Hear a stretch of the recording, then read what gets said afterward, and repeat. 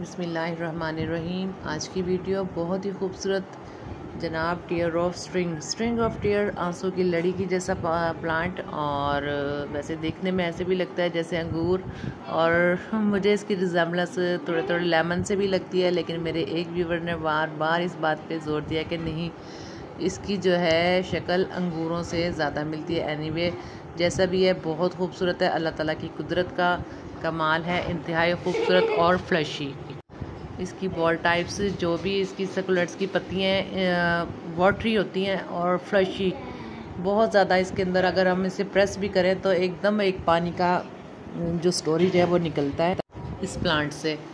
तो बहरहाल पानी अगर इसे कम भी मिले तो ठीक है, ये जो इसे अच्छा सा प्रोपिगेट होने में आसानी हो जाती है। चले अब इसकी प्रोपिगेशन की भी बात करते हैं। ये मैंने ब्रांचेस लगाई थी इसकी, तो और कैसे कामयाब रही ये जनाब। छोटी छोटी सी जो पीटल्स नहीं निकल रही हैं, इससे कंफर्म हो गया है कि जो ये हमारा प्लांट है प्लांटेशन में बहुत इजी है। बहुत छोटी से छोटी प्लांटेशन के लिए इसकी स्टेम अगर रखी जाए तो भी प्लांटेशन इसकी बढ़ना शुरू हो जाएगी। और जो मैंने ब्रांचेस लगाई थी अपनी प्लांट्स को इंक्रीज़ करने के लिए, उन सब में ही माशाल्लाह बहुत अच्छी सी नई लीव्स आ रही हैं। लीव्स भी उसी तरह बहुत ही प्यारे प्यारे छोटे छोटे से बाउज या अंगूर या लेमन वटेवर जो भी आप कहना चाहें। ये जनाब मैं साथ साथ दिखा रही हूँ आपको। बहुत ही तकरीबन 2 वीक्स बिफोर मैंने लगाई थी और प्रोपिगेशन इनकी बहुत अच्छी सी एक्सटेंड हो रही है। अब आपके सामने नहीं लगाती हूँ। और इसमें जो भी बात है सॉइल मिक्स को मैं रिवाइज़ करती हूँ।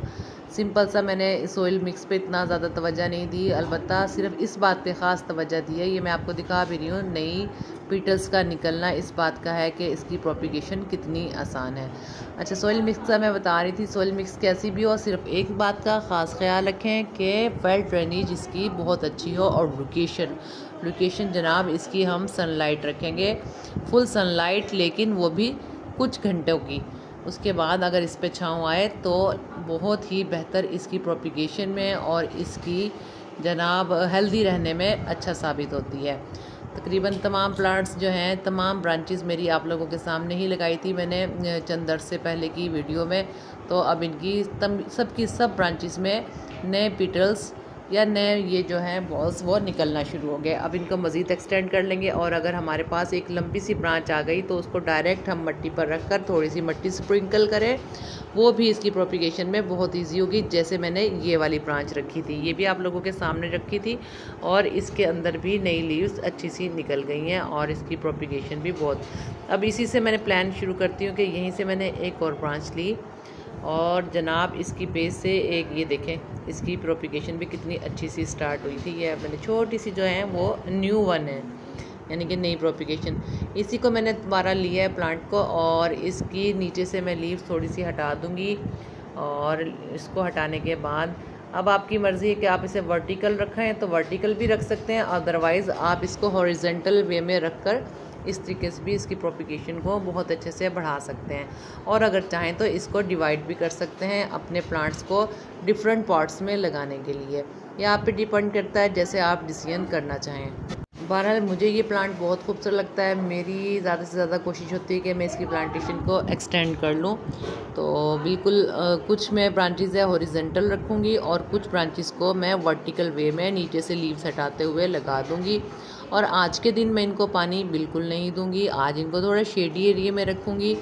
और उसके बाद जनाब कुछ ऐसा एरिया मैंने सिलेक्ट किया है अपने टेरेस पर, जहाँ पर सिर्फ सुबह की धूप या फिर चंद घंटों की धूप आए, चाहे वो शाम की कुछ देर के लिए आ जाए, असर के वक़्त तक की, या फिर सुबह की धूप आए, यानी कि मुकम्मल तौर पे सनलाइट में या ना रहे और ना ही शेड में रहे।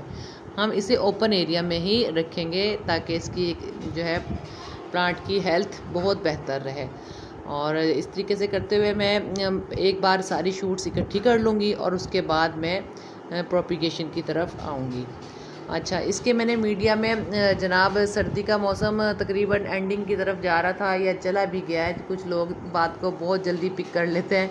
तो बहरहाल कहने का मकसद ये है कि मटर के छिलके जो बहुत अच्छा मीडिया साबित होता है ड्राई करने के बाद, वो मैंने इसके सॉइल मिक्स में डालें। जिसकी वजह से इसकी जो वेल ड्रेनेज रही है प्लांट की बहुत अच्छी रही। अगर आपके पास कोकोपीट अवेलेबल है तो आप कोकोपीट भी सैंड मिक्स करके बहुत अच्छे तरीके से मीडिया बना सकते हैं। कोकोपीट भी मिट्टी के वेल ड्रेन होने का अच्छा साबित होता है और इसमें वाटर रिटेंशन भी कोकोपीट में रहती है। बहरहाल ये मैंने एक शेफलेरा का पॉट लिया है। शेफलेरा की मैंने 2 ब्रांचेस लगाई थी और एक ब्रांच आप लोगों के सामने मैंने अभी की है कि वो बिल्कुल भी नहीं चली, लेकिन ये ब्रांच अगर आप देखें तो माशाल्लाह बहुत अच्छे से प्रोपिगेशन इसकी चल रही है और जो आने वाली न्यू लीव्स हैं वो इस बात का है कि ये अपने आप की अच्छी सी रूट्स बना चुकी है। मल्चिंग के लिए लीव्स मैं इसके अंदर भी छोड़ सकती हूँ और अगर चाहूँ तो ये हटा भी सकती हूँ। बहरहाल और इसमें कुछ सकुलेंट्स भी मैंने डाले थे, एक आध लीफ, वो भी बहुत अच्छी सी प्रोपिगेट हो गई है। और इसके ऊपर फंगस को आइडियली ये है कि इसके अंदर अगर हम डाल दें एलोवेरा की स्लाइसिस या फिर वुड ऐश तो जनाब हमारा प्लांट बहुत ही बेहतरीन अच्छा सा सोइल मीडिया हो जाएगा और आपको जो ग्रीनिश नज़र आ रही है इसकी फंगस, इससे भी हमें निजात मिल जाएगी जो प्लांट्स की अच्छी हेल्थ के लिए नहीं होती, हेल्थ जो है बेहतर नहीं रहती। बहरहाल और अगर हम इसको मल्चिंग के लिए पर्पस के लिए छोड़ी हुई जो लीव्स हैं इसके अंदर ही मिक्स कर दें तो भी कोई कबाहत नहीं है, वो भी इसके लिए बेहतर ही साबित होगी। मट्टी जनाब स्क्रैप सारा तकरीबन मुकम्मल तौर पे ख़त्म हो गया, कोई आपको इसमें एगशेल नहीं नज़र आएगा, सबकी सभी मट्टी बन चुकी है और इसकी गुड़ाई जो है वो शेफलेरा के लिए भी बेहतर रहेगी और आने वाले मेरे प्लांट जो कि इसके अंदर नया प्रोपिगेशन के लिए जा रहा है वो भी। बहरहाल डिसाइड मैंने ये किया इसकी ग्रीनिश वे के हिसाब से कि इसके अंदर स्लाइसिस जो हैं वो डाल दूं एलोवेरा के।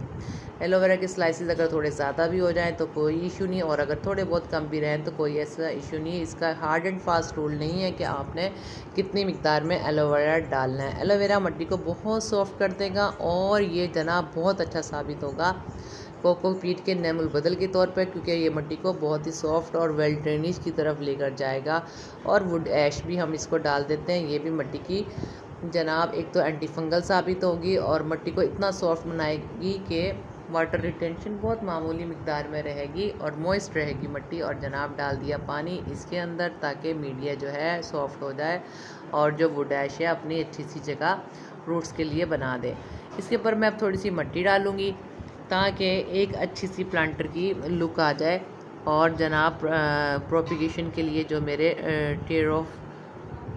स्ट्रिंग ऑफ टेयर्स हैं वो इसके अंदर लगाने में भी आसान हो जाए। और मैं इस मीडिया के बाद ज़्यादा बेहतर यह है कि इसको हॉरिजेंटल वे पे रखा जाए। एनीवे कुछ अगर चंद एक आप इसकी मुनासबत से वर्टिकल भी लगाएंगे तो कोई इशू नहीं। बहरहाल हॉरिजेंटल इसके लिए बहुत बेहतर रहेगा। मैंने कुछ स्पेस जो है वो सिलेक्ट की है, थोड़ी सी स्पेस पे मुनासिब सी मिट्टी मैंने डाली है इसके ऊपर जितनी मेरे पास अवेलेबिलिटी थी। बहरहाल प्रोपिगेशन करना इस मौसम में बहुत ज़रूरी था तो मैंने कोई बॉर्डर नहीं किया कि मिट्टी थोड़ी है ज़्यादा है, थोड़ा सा पोर्शन पे मैंने अपनी कटिंग वाली स्टैम्प्स के हिसाब से जनाब नीचे की लीव्स हटाई, लीव्स को मैंने इसके अंदर ही रख दिया और अल्लाह की तरफ से अगर प्रोपिगेशन हुई वेल एंड गुड, ना भी हुई तो कोई इशू नहीं। इंशाल्लाह बड़ी उम्मीद है कि कटिंग तो ज़रूरी प्रोपिगेशन अपनी स्टार्ट कर लेंगी। बहरहाल लीव्स को अपनी उसके हिसाब से मिट्टी की कंडीशन के हिसाब से मैं जनाब वर्टिकल और हॉरिजेंटल वे में रखना शुरू कर दूंगी और पूरी उम्मीद के साथ अल्लाह ताला की ज़ात से कि इन सब की सब में अच्छी सी प्रोपिगेशन हो जाएगी।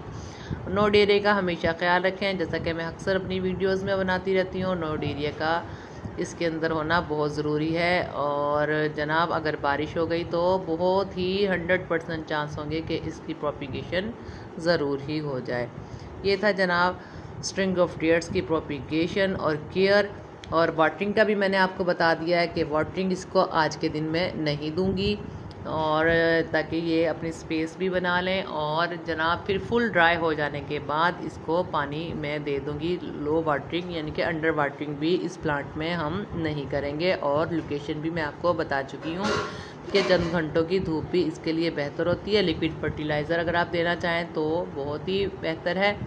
एनीवे ये जो प्लांट है हाई फीडर नहीं है फर्टिलाइज़र का, आप इसको ना भी दें तो कोई ऐसा इशू नहीं। लेकिन एक बात याद रखें, एक बार जो फर्स्ट टाइम आप इसकी सॉइल मिक्स बनाएं वो बहुत ही बेहतर तरीके से बना लें। और जनाब तकरीबन मैंने ज़्यादातर ब्रांचेस जो हैं वर्टिकल ही लगाई हैं। इस तरीके से करते हुए मेरी प्रोपिगेशन तकरीबन कंप्लीट होगी। बहुत शुक्रिया। अपना और अपने प्यारों का ख्याल रखिएगा। मैं तकरीबन बैलेंस की जो स्टेम्स हैं वो लगा दूँगी। इसके हवाले से कोई भी क्वेश्चन है आप मुझसे कमेंट बॉक्स में पूछ सकते हैं। अल्लाह हाफिज़।